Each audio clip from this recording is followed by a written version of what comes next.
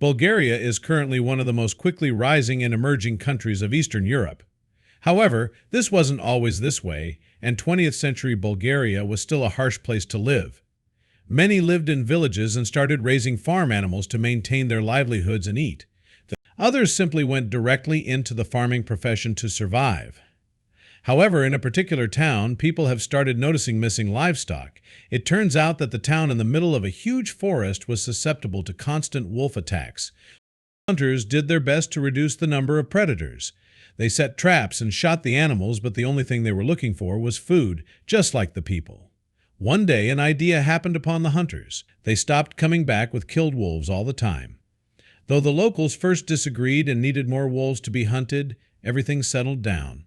After a few months of the hunters killing a lot less wolves and hunting game as normal, things went back to their regular affairs. Besides hunting, though, the men came up with the idea of organizing a zoo or some sort of captive wolf circus. After a hunt out for some regular game, a group managed to capture 2 of the fierce predators alive and bring them back into town. They put them in a cage so the locals could see them. No one really sympathized with the animals who terrorized them for so long, but amongst the crowd was a little boy who had seen the hunters come back with wolves his entire life.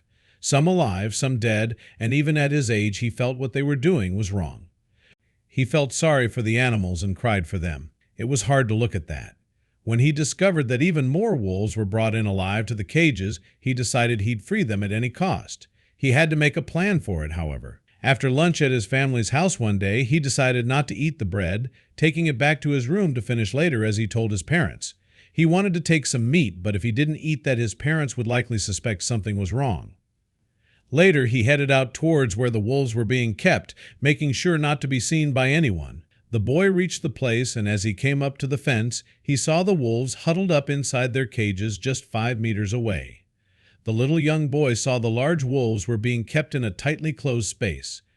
He broke the bread into pieces and threw it to them. They hungrily devoured the small ration, and it was clear they hadn't eaten in a while. Some were left hungrier than others, but there was no time to waste. Now he had to figure out how to free them. He had to be careful in case someone did spot him. He realized that there was someone keeping watch over the wolves. The owner of the lot would show his face from time to time, but by far not always. Next to the lot where the wolves were kept there was the forest. It would be easy for the wolves to escape there, but the problem was the fence. He had no way to get through. He left that day not yet knowing how to help the wolves. There was the owner's dog too. He might bark and alert people. The boy returned home sad because he couldn't free the wolves. However, he was convinced that the wolves should be returned to the forest. Over the course of the following days, the boy periodically visited the poor wolves, feeding them some of the leftovers and bread that he didn't eat at lunch. And finally, he found a way. By now the wolves recognized the boy and perked up, wagging their tails. They weren't just happy with the food, but because there was a human being in the town that cared for them. Of course, this was risky for anyone to do in the first place. What if the wolves immediately attacked him as he released them? And the boy was acting alone. He didn't tell anyone of his plans. When the day finally came, he was prepared. His plan was rehearsed and ready. His father had some tools stored in the barn house. He didn't use them a lot since his work didn't need it, and he worked mostly in town. That day the boy took the tools. He knew that the hunters would be out until dusk and the owner had left the town for a meeting. That day there was only his dog watching the whole lot. The boy went around and opened a small hole in the fence just large enough for him and the wolves to pass through. Then he went over and broke the rusted lock on the lot's gate. Most surprisingly, the guard dog was completely silent. As he got closer to the cages, the wolves perked up and started pacing about, tails silently wagging. Finally, the wolves all filed out and did something incredible. The wolves all gathered in front of him, and the seemingly largest one, the alpha, stepped forward and licked the boy's face.